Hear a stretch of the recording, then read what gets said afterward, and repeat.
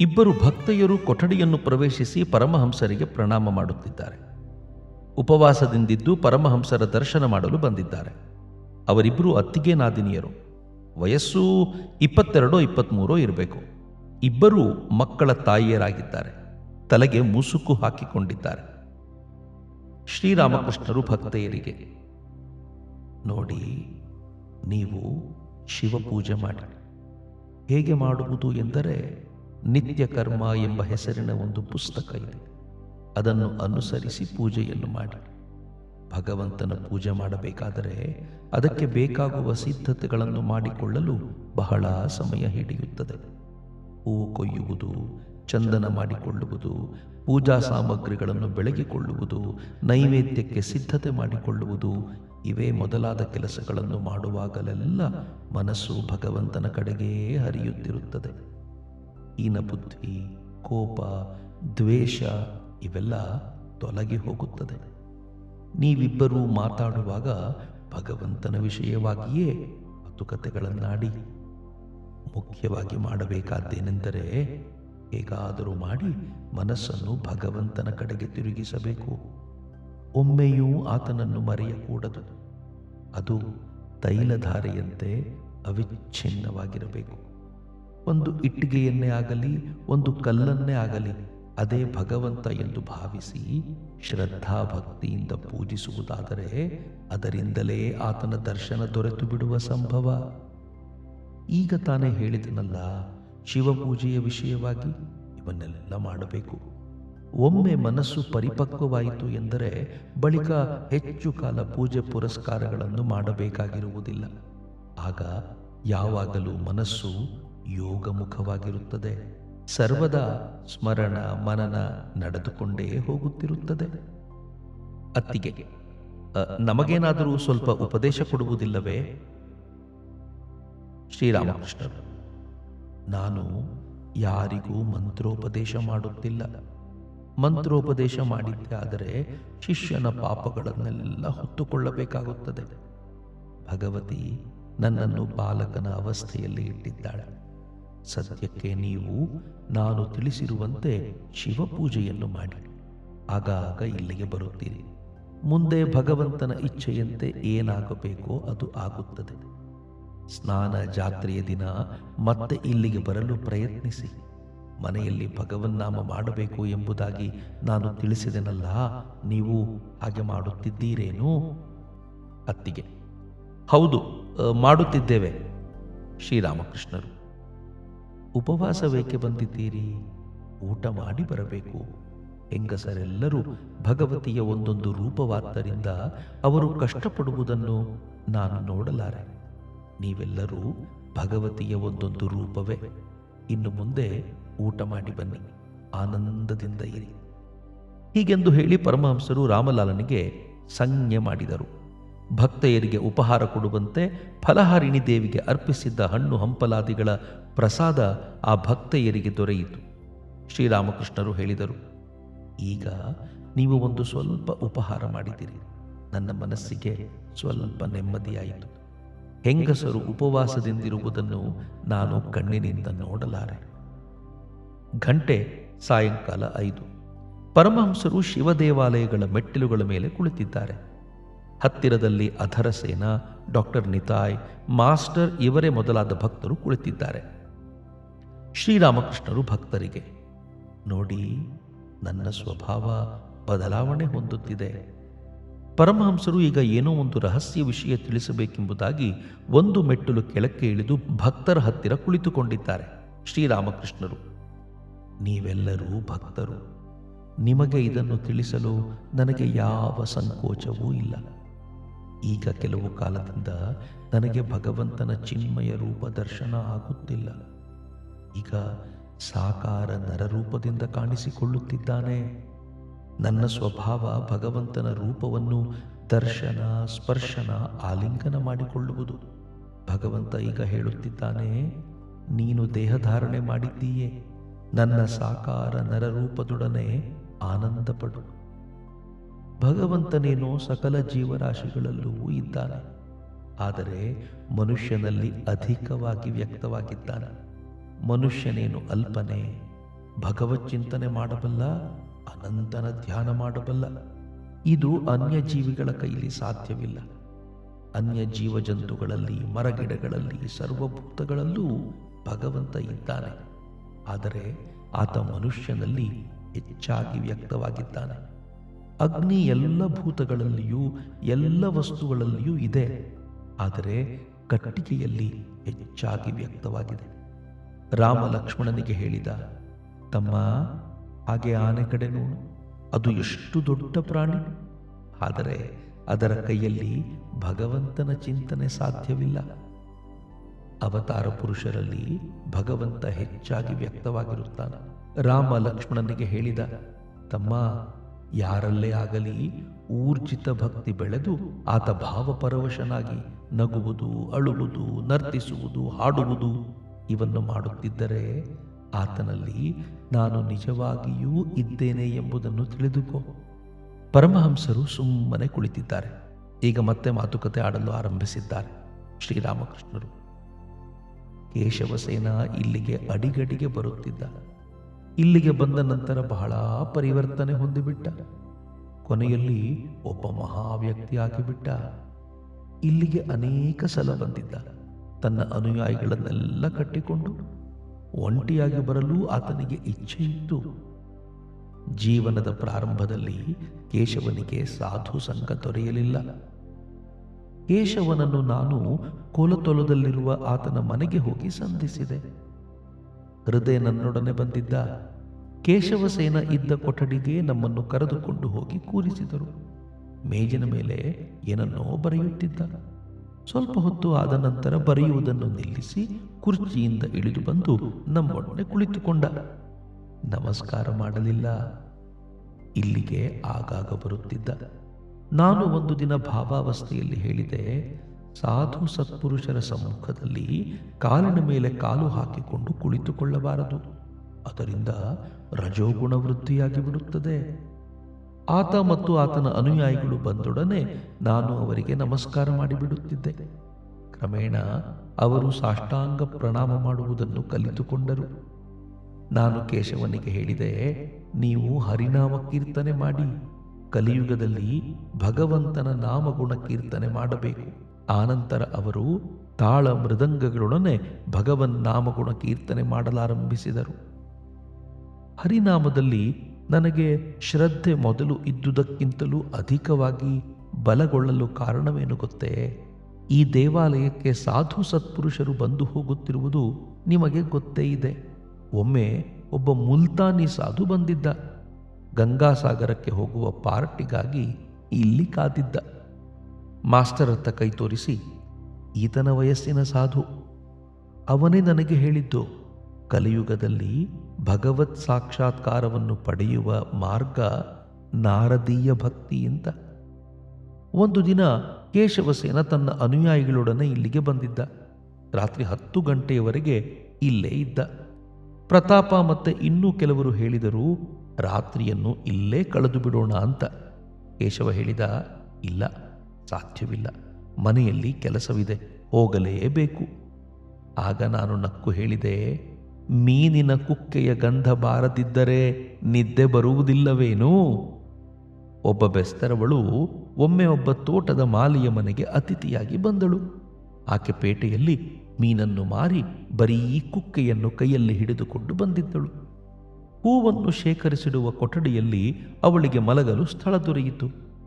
ಬಹಳ ಹೊತ್ತಿನವರೆಗೆ ಹೂವುಗಳ ಸುವಾಸನೆಯ ದೆಸೆಯಿಂದ ಆಕೆಗೆ ನಿದ್ದೆಯೇ ಹತ್ತಲಿಲ್ಲ. ಮನೆಯ ಯಜಮಾನಿ ಆಕೆಯ ಆ ಅವಸ್ಥೆಯನ್ನು ನೋಡಿ ಕೇಳಿದಳು, ಏನಮ್ಮ, ನೀನು ಸುಮ್ಮನೆ ಹೊರಲಾಡುತ್ತಿದ್ದೀಯಲ್ಲ, ಏಕೆ? ಅವಳು ಹೇಳಿದಳು, ಇದೇಕೋ ಗೊತ್ತಾಗುತ್ತಿಲ್ಲ, ಬಹುಶಃ ಈ ಹೂವುಗಳ ಸುವಾಸನೆಯಿಂದ ನಿದ್ದೆ ಹತ್ತುತ್ತಿಲ್ಲ ಅಂತ ಕಾಣುತ್ತೆ. ದಯವಿಟ್ಟು ನೀವು ನನ್ನ ಮೀನಿನ ಕುಕ್ಕೆಯನ್ನು ತಂದು ಕೊಡುವಿರಾ? ಬಹುಶಃ ಆಗ ನಿದ್ದೆ ಹತ್ತಬಹುದು. ಕೊನೆಗೆ ಆ ಕುಕ್ಕೆಯನ್ನು ತಂದುಕೊಟ್ಟ ನಂತರ ಬೆಸ್ತರವಳು ಅದಕ್ಕೆ ನೀರು ಚುಮುಕಿಸಿ ಮೂಗಿನ ಹತ್ತಿರ ಇಟ್ಟುಕೊಂಡಿದ್ದರಿಂದ ಚೆನ್ನಾಗಿ ನಿದ್ದೆ ಹತ್ತಿ ರಾತ್ರಿಯೆಲ್ಲ ಗೊರಕೆ ಹೊಡೆದಳು. ಈ ಕಥೆ ಕೇಳಿ ಕೇಶವನ ಅನುಯಾಯಿಗಳೆಲ್ಲರೂ ಹೊಟ್ಟೆ ಹುಣ್ಣಾಗುವವರೆಗೆ ನಕ್ಕರು. ಕೇಶವ ಸಾಯಂಕಾಲವಾದ ನಂತರ ಸ್ನಾನಘಟ್ಟದ ಮೇಲೆ ಉಪಾಸನೆಯನ್ನು ಮುಗಿಸಿದ. ಆನಂತರ ನಾನು ಕೇಶವನಿಗೆ ಹೇಳಿದೆ, ನೋಡು, ಭಗವಂತನೇ ಒಂದು ರೂಪದಲ್ಲಿ ಭಾಗವತ ಆಗಿದ್ದಾನೆ. ಆದ್ದರಿಂದ ವೇದ, ಪುರಾಣ, ತಂತ್ರ ಇವನ್ನೆಲ್ಲ ಪೂಜೆ ಮಾಡಬೇಕು. ಮತ್ತೆ ಆತ ಇನ್ನೊಂದು ರೂಪದಲ್ಲಿ ಭಕ್ತನಾಗಿದ್ದಾನೆ. ಭಕ್ತನ ಹೃದಯ ಆತನ ಬೈಠಕ್ಖಾನೆ. ಅಲ್ಲಿಗೆ ಹೋದರೆ ಸುಲಭವಾಗಿ ಮನೆಯ ಯಜಮಾನನನ್ನು ನೋಡಬಹುದು. ಆದ್ದರಿಂದ ಭಕ್ತನನ್ನು ಪೂಜಿಸಿದರೆ ಭಗವಂತನನ್ನು ಪೂಜಿಸಿದಂತೆಯೇ. ಕೇಶವ ಮತ್ತು ಆತನ ಅನುಯಾಯಿಗಳು ಈ ಮಾತುಕತೆಗಳನ್ನೆಲ್ಲ ಚೆನ್ನಾಗಿ ಮನಸ್ಸಿಟ್ಟು ಕೇಳಿದರು. ಪೂರ್ಣಿಮೆಯಾದ್ದರಿಂದ ಎಲ್ಲೆಲ್ಲೂ ಬೆಳದಿಂಗಳು. ನಾವೆಲ್ಲರೂ ಮುಖಮಂಟಪದಲ್ಲಿ ಕುಳಿತುಕೊಂಡಿದ್ದೆವು. ನಾನು ಹೇಳಿದೆ, ಈಗ ಎಲ್ಲರೂ ಹೇಳಿ, ಭಾಗವತ, ಭಕ್ತ, ಭಗವಾನ್ ಅಂತ. ಆಗ ಎಲ್ಲರೂ ಸೇರಿ ಏಕಕಂಠದಿಂದ ಹೇಳಿದರು, ಭಾಗವತ, ಭಕ್ತ, ಭಗವಾನ್. ಮತ್ತೆ ಹೇಳಿದೆ, ಹೇಳಿ, ಬ್ರಹ್ಮನೇ ಶಕ್ತಿ, ಶಕ್ತಿಯೇ ಬ್ರಹ್ಮ. ಅವರಿಗೆ ನಾನು ಹೇಳಿದೆ, ಯಾರನ್ನು ನೀವು ಬ್ರಹ್ಮ ಅಂತ ಕರೆಯುತ್ತೀರೋ ಆತನನ್ನೇ ನಾನು ತಾಯಿ ಎಂಬುದಾಗಿ ಕರೆಯುತ್ತೇನೆ. ತಾಯಿ ಎಂಬುದು ಒಳ್ಳೆ ಮಧುರ ನಾಮ. ಆದರೆ ಯಾವಾಗ ನಾನು ಮತ್ತೆ ಹೇಳಿದೆನೋ, ಹೇಳಿ ಈಗ, ಗುರು, ಕೃಷ್ಣ, ವೈಷ್ಣವ ಎಂಬುದಾಗಿ, ಆಗ ಕೇಶವ ಹೇಳಿದ, ಮಹಾಶಯರೇ, ಅಲ್ಲಿಯವರೆಗೆ ಈಗ ಸದ್ಯಕ್ಕೆ ಬೇಡಿ. ಹಾಗೆ ಏನಾದರೂ ಮಾಡಿದ್ದೇ ಆದರೆ ಜನ ಭಾವಿಸಿಕೊಳ್ಳುತ್ತಾರೆ ನಾವು ಥೇಟ್ ವೈಷ್ಣವರೇ ಅಂತ. ನಾನು ಕೇಶವನಿಗೆ ಆಗಾಗ ಹೇಳುತ್ತಿದ್ದೆ, ನೀವು ಯಾರನ್ನು ಬ್ರಹ್ಮ ಅಂತ ಕರೆಯುತ್ತೀರೋ ಆತನನ್ನೇ ನಾನು ಶಕ್ತಿ, ಆದ್ಯಾಶಕ್ತಿ ಅಂತ ಕರೆಯುತ್ತೇನೆ. ಯಾವಾಗ ಆತ ವಾಂಗ್ಮನಾತೀತ, ನಿರ್ಗುಣ, ನಿಷ್ಕ್ರಿಯನಾಗಿರುತ್ತಾನೋ ಆಗ ವೇದ ಆತನನ್ನು ಬ್ರಹ್ಮ ಅಂತ ಕರೆಯುತ್ತದೆ. ಯಾವಾಗ ಆತ ಸೃಷ್ಟಿ, ಸ್ಥಿತಿ, ಪ್ರಳಯ ಕಾರ್ಯಗಳನ್ನು ಮಾಡುತ್ತಾನೋ ಆಗ ಆತನನ್ನೇ ಶಕ್ತಿ, ಆದ್ಯಾಶಕ್ತಿ ಎಂಬುದಾಗಿ ಕರೆಯುತ್ತದೆ. ಕೇಶವನಿಗೆ ಹೇಳಿದೆ, ಸಂಸಾರದಲ್ಲಿ ಭಗವಂತನ ಸಾಕ್ಷಾತ್ಕಾರ ದೊರೆಯುವುದು ಬಹಳ ಕಷ್ಟ. ಯಾವ ಕೊಠಡಿಯಲ್ಲಿ ಉಪ್ಪಿನಕಾಯಿ, ಹುಣಸೆಹಣ್ಣು, ನೀರಿನ ಗುಡಾಣ ಇವೆಯೋ ಆ ಕೊಠಡಿಯಲ್ಲೇ ವಿಷಮ ಶೀತ ಜ್ವರದ ರೋಗಿಯನ್ನು ಇಟ್ಟರೆ ಆತ ಗುಣ ಹೊಂದುವ ಬಗೆ ಹೇಗೆ? ಆದ್ದರಿಂದ ಆಗಾಗ ಸಾಧನೆ ಭಜನೆ ಮಾಡಲು ನಿರ್ಜನ ಪ್ರದೇಶಕ್ಕೆ ಹೋಗಿ ಇರಬೇಕು. ಮರದ ಬುಡ ದಪ್ಪವಾದ ನಂತರ ಆನೆಯನ್ನು ಬೇಕಾದರೂ ಅದಕ್ಕೆ ಕಟ್ಟಬಹುದು. ಆದರೆ ಎಳೆ ಸಸಿಯನ್ನು ಆಡು ದನಕರು ತಿಂದು ಬಿಡುತ್ತವೆ. ಇದಕ್ಕಾಗಿಯೇ ಕೇಶವ ಉಪನ್ಯಾಸ ಕೊಡುವಾಗ ಹೇಳುತ್ತಿದ್ದ, ನೀವು ಹಣ್ಣಾದ ನಂತರ ಬೇಕಾದರೆ ಸಂಸಾರದಲ್ಲಿರಿ. ಭಕ್ತರಿಗೆ ನೋಡಿ, ಕೇಶವ ಒಳ್ಳೆ ವಿದ್ಯಾವಂತ. ಇಂಗ್ಲಿಷಿನಲ್ಲಿ ಉಪನ್ಯಾಸಗಳನ್ನು ಕೊಡುತ್ತಿದ್ದ. ಅನೇಕರು ಆತನಿಗೆ ಗೌರವ ತೋರಿಸುತ್ತಿದ್ದರು. ಅಷ್ಟೇ ಏಕೆ, ವಿಕ್ಟೋರಿಯಾ ರಾಣಿಯೇ ಆತನೊಡನೆ ಕುಳಿತು ಮಾತುಕತೆ ಆಡಿದಳು. ಆದರೆ ಆತ ಇಲ್ಲಿಗೆ ಬರುವಾಗ ಬರೀ ಕೈಯಲ್ಲಿ ಬರುತ್ತಿರಲಿಲ್ಲ. ಸಾಧು ದರ್ಶನಕ್ಕೆ ಹೋದಾಗ ಕೈಯಲ್ಲಿ ಏನನ್ನಾದರೂ ತೆಗೆದುಕೊಂಡು ಹೋಗಬೇಕು. ಅದಕ್ಕಾಗಿ ಜೊತೆಯಲ್ಲಿ ಹಣ್ಣು ಹಂಪಲು ತರುತ್ತಿದ್ದ. ಆತ ಸಂಪೂರ್ಣವಾಗಿ ಅಭಿಮಾನ ಶೂನ್ಯ. ಅದರ ಸೇರಣಿಗೆ, ನೋಡು, ನೀನು ಒಬ್ಬ ದೊಡ್ಡ ವಿದ್ಯಾವಂತ, ಕಾಲದ್ದಕ್ಕೆ ಡೆಪ್ಯೂಟಿ ಮ್ಯಾಜಿಸ್ಟ್ರೇಟ್ ಬೇರೆ. ಆದರೂ ನೀನು ಪತ್ನಿಯ ಗುಲಾಮ. ಮುಂದೆ ಹೋಗು, ಚಂದನದ ಅರಣ್ಯದಿಂದ ಆಚೆಗೂ ಒಳ್ಳೆ ಒಳ್ಳೆಯ ವಸ್ತುಗಳಿವೆ. ಬೆಳ್ಳಿಯ ಗಣಿ, ಚಿನ್ನದ ಗಣಿ, ಈರಮಾಣಿಕ್ಯಗಳ ಗಣಿ ಇವೆ. ಸೌದೆ ಕಡಿಯುವವ ಅರಣ್ಯದಲ್ಲಿ ಸೌದೆ ಕಡಿಯುತ್ತಿದ್ದ. ಬ್ರಹ್ಮಚಾರಿ ಆತನಿಗೆ ಹೇಳಿದ, ಮುಂದೆ ಹೋಗು. ಪರಮಹಂಸರು ಈಗ ಮೆಟ್ಟಿಲುಗಳಿಂದ ಕೆಳಕ್ಕೆ ಇಳಿದು ಪ್ರಾಂಗಣದ ಮೂಲಕ ತಮ್ಮ ಕೊಠಡಿಗೆ ಬರುತ್ತಿದ್ದಾರೆ. ಜೊತೆಯಲ್ಲಿ ಅದರ ಸೇನಾ ಮಾಸ್ಟರ್ ಮೊದಲಾದವರು ಬರ್ತಾ ಇದ್ದಾರೆ. ಆ ಸಮಯಕ್ಕೆ ಸರಿಯಾಗಿ ರಾಮಚಟ್ಟೋಪಾಧ್ಯಾಯ ಬಂದು ಹೇಳಿದ, ಶ್ರೀ ಶಾರದಾದೇವಿಯವರ ಪರಿಚಾಲಕನಿಗೆ ಕಾಲರ ತಗುಲಿದೆ ಅಂತ. ರಾಮಚಟ್ಟೋಪಾಧ್ಯಾಯ ಶ್ರೀರಾಮಕೃಷ್ಣರಿಗೆ, ನಾನು ನಿಮಗೆ 10 ಗಂಟೆ ಸಮಯದಲ್ಲೇ ಬಂದು ತಿಳಿಸಿದೆ, ಆದರೆ ನೀವು ನನ್ನ ಕಡೆ ಗಮನವನ್ನೇ ಕೊಡಲಿಲ್ಲ. ಶ್ರೀರಾಮಕೃಷ್ಣರು, ನನ್ನ ಕೈಲಿ ಏನೂ ಸಾಧ್ಯ? ರಾಮಚಟ್ಟೋಪಾಧ್ಯಾಯ, ಹೌದು, ನಿಮ್ಮ ಕೈಯಲ್ಲಿ ಏನು ತಾನೇ ಸಾಧ್ಯ. ಆದರೆ ರಾಖಾಲ, ರಾಮ್ಲಾಲ ಇವರೇ ಮೊದಲಾದವರು ಇದ್ದಾರಲ್ಲ, ಅವರೂ ಏನು ಮಾಡಲಿಲ್ಲ. ಮಾಸ್ಟರ್, ಕಿಶೋರಿ ಔಷಧಿ ತರಲು ಹೋಗಿದ್ದಾನೆ ಅಲಂ ಬಜಾರಿಗೆ. ಶ್ರೀರಾಮಕೃಷ್ಣರು: ಏನು, ಒಬ್ಬನೇ? ಎಲ್ಲಿಂದ ತರುತ್ತಾನೆ? ಮಾಸ್ಟರ್: ಹೌದು, ಒಬ್ಬನೇ, ಅಲಂ ಬಜಾರಿನಿಂದ ತರುತ್ತಾನೆ. ಶ್ರೀರಾಮಕೃಷ್ಣರು ಮಾಸ್ಟರಿಗೆ: ನರ್ಸನ್ನು ಕೇಳಿಕೊಂಡು ಬಾ. ಕಾಯಿಲೆ ಜಾಸ್ತಿಯಾಗಿ ಬಿಟ್ಟರೆ ಏನು ಮಾಡಬೇಕು, ಗುಣಮುಖವಾಗುತ್ತಿದ್ದರೆ ಏನು ಮಾಡಬೇಕು ಎಂಬುದರ ವಿಷಯವಾಗಿ. ಮಾಸ್ಟರ್: ಆಗಲಿ, ಕೇಳಿ ಬರುತ್ತೇನೆ. ಆ ಇಬ್ಬರು ಭಕ್ತೆಯರು ಬಂದು ಪರಮಹಂಸರಿಗೆ ಪ್ರಣಾಮ ಮಾಡಿ ಅವರಿಂದ ಈಗ ಬೀಳ್ಕೊಳ್ಳುತ್ತಿದ್ದಾರೆ. ಪರಮಹಂಸರು ಅವರಿಗೆ ಮತ್ತೆ ಹೇಳುತ್ತಿದ್ದಾರೆ: ನಾನು ತಿಳಿಸಿದ ರೀತಿಯಲ್ಲಿ ಶಿವಪೂಜೆಯನ್ನು ಮಾಡಿ ಮುಂದೆ ಬರುವಾಗ ಊಟ ಮುಗಿಸಿ ಬನ್ನಿ. ಇಲ್ಲದಿದ್ದರೆ ನನ್ನ ಮನಸ್ಸಿಗೆ ತುಂಬ ವ್ಯಥೆಯುಂಟಾಗುತ್ತದೆ. ಸ್ನಾನ ಜಾತ್ರೆಯ ದಿನ ಮತ್ತೆ ಇಲ್ಲಿಗೆ ಬರಲು ಪ್ರಯತ್ನಿಸಿ. ಪರಮಹಂಸರು ತಮ್ಮ ಕೊಠಡಿಯ ಅರ್ಧಚಂದ್ರಾಕೃತಿಯ ವರಾಂಡದಲ್ಲಿ ಕುಳಿತಿದ್ದಾರೆ. ನರೇಂದ್ರ ವಂದ್ಯೋಪಾಧ್ಯಾಯ, ಹರಿ, ಮಾಸ್ಟರ್ ಮೊದಲಾದವರು ಅವರ ಹತ್ತಿರ ಕುಳಿತಿದ್ದಾರೆ. ನರೇಂದ್ರ ವಂದ್ಯೋಪಾಧ್ಯಾಯನ ಮನೆಯ ಕಷ್ಟ ಸುಖಗಳೆಲ್ಲ ಪರಮಹಂಸರಿಗೆ ಚೆನ್ನಾಗಿ ಗೊತ್ತಿದೆ. ಶ್ರೀರಾಮಕೃಷ್ಣರು: ನೋಡು, ಒಂದು ತುಂಡು ಕೌಪೀನಕ್ಕಾಗಿ ಇಷ್ಟೊಂದು ಕಷ್ಟ. ಮನುಷ್ಯ ಹೆಂಡತಿಯನ್ನು ಕಟ್ಟಿಕೊಂಡು ಮಕ್ಕಳು ಮರಿಗಳನ್ನು ಪಡೆದುಕೊಳ್ಳುತ್ತಾನೆ. ಆದ್ದರಿಂದ ಆತ ಚಾಕರಿಗೆ ಹೋಗಲೇಬೇಕಾಗುತ್ತದೆ. ಸಾಧು ಕೌಪೀನದ ದೆಸೆಯಿಂದ ಪೇಚಾಟಕ್ಕೆ ಸಿಕ್ಕಿಕೊಳ್ಳುತ್ತಾನೆ. ಗೃಹಸ್ಥ ಹೆಂಡತಿಯನ್ನು ಕಟ್ಟಿಕೊಂಡು ಇದೂ ಅಲ್ಲದೆ ಮನೆಯಲ್ಲಿ ಜಗಳ ಆಯಿತು ಎಂದರೆ ಬೇರೆ ಮನೆ ಮಾಡಬೇಕಾಗಿ ಬರುತ್ತದೆ. ಒಮ್ಮೆ ಚೈತನ್ಯ ದೇವಾನಿ ತಾಯಿಗೆ ಹೇಳಿದ: ಇಲ್ಲಿ ಕೇಳು ತಮ್ಮ, ಸಂಸಾರಿ ಜೀವಕ್ಕೆ ಎಂದಿಗೂ ಮಾರ್ಗವೇ ಇಲ್ಲ. ಮಾಸ್ಟರ್ ತನಗೆ ತಾನೆ: ಪರಮಹಂಸರು ಬಹುಶಃ ಹೇಳುತ್ತಿರಬಹುದು ಅವಿದ್ಯಾ ಸಂಸಾರದ ಸಂಬಂಧವಾಗಿ. ಸಂಸಾರಿ ಜೀವನವನ್ನು ಬಿಗಿದಿಟ್ಟಿರುವುದು ಅವಿದ್ಯಾ ಸಂಸಾರವೇ ಅಂತ ಕಾಣುತ್ತದೆ. ಮಾಸ್ಟರ್ ಮನೆಯಲ್ಲಿ ಒಬ್ಬರಿಗೊಬ್ಬರಿಗೆ ಸರಿ ಹೋಗದೆ ಇದ್ದುದರಿಂದ ಆತ ಪ್ರತ್ಯೇಕ ಮನೆ ಮಾಡಿಕೊಂಡಿದ್ದಾನೆ. ಶ್ರೀರಾಮಕೃಷ್ಣರು ವಂದ್ಯೋಪಾಧ್ಯಾಯನಿಗೆ ಮಾಸ್ಟರನ್ನು ತೋರಿಸಿ: ಈತನು ಬೇರೆ ಮನೆ ಮಾಡಿಕೊಂಡಿದ್ದಾನೆ. ನೀವಿಬ್ಬರೂ ಇದರಲ್ಲಿ ಒಂದು ಜೋಡಿ. ಒಂದು ಕಡೆ ಒಮ್ಮೆ ಇಬ್ಬರು ಅಪರಿಚಿತರು ಸಂಧಿಸಿದರು. ಒಬ್ಬ ಇನ್ನೊಬ್ಬನನ್ನು ಕೇಳಿದ: ಯಾವೂರಪ್ಪ ನೀನು? ಅದಕ್ಕೆ ಆತ ಹೇಳಿದ: ಓ, ನಾನು ಬಹಳ ದೂರದಿಂದ ಬಂದಿದ್ದೇನೆ, ವಿದೇಶಿ. ಎರಡನೆಯವನು ಮೊದಲನೆಯವನು ಕೇಳಿದ: ಹಾಗಾದರೆ ನೀನಾ ಊರಪ್ಪ? ಅದಕ್ಕೆ ಆತ ಹೇಳಿದ: ಅಯ್ಯೋ, ನಾನೇ ನನ್ನ ನಲ್ಲೆಯನ್ನು ಬಿಟ್ಟು ಬಹಳ ದೂರ ಬಂದು ಬಿಟ್ಟಿದ್ದೇನೆ, ವಿರಹಿ. ಇಬ್ಬರು ಒಂದೇ ದೋಣಿಯಲ್ಲಿ ತೇಲುತ್ತಿದ್ದರು. ಆದ್ದರಿಂದ ಇಬ್ಬರು ಜೊತೆಯಾದರು. ಆದರೆ ಭಗವಂತನಲ್ಲಿ ಶರಣಾಗತರಾದರೆ ಬಳಿಕ ಹೆದರಿಕೊಳ್ಳಬೇಕಾಗಿರುವುದಿಲ್ಲ, ಆತನೇ ರಕ್ಷಿಸುತ್ತಾನೆ. ಹರಿ: ಒಳ್ಳೆಯದು. ಅನೇಕರಿಗೆ ಆತನ ಸಾಕ್ಷಾತ್ಕಾರ ಪಡೆದುಕೊಳ್ಳಬೇಕಾದರೆ ಬಹಳ ಕಾಲ ಹಿಡಿಯುವುದಿಲ್ಲವಲ್ಲ, ಏಕೆ? ಶ್ರೀರಾಮಕೃಷ್ಣರು: ಏಕೆ ಗೊತ್ತೇ? ಭೋಗ ಮತ್ತು ಕರ್ಮ ಮುಗಿದು ಹೋಗದವರೆಗೆ ವ್ಯಾಕುಲತೆ ಉಂಟಾಗದು.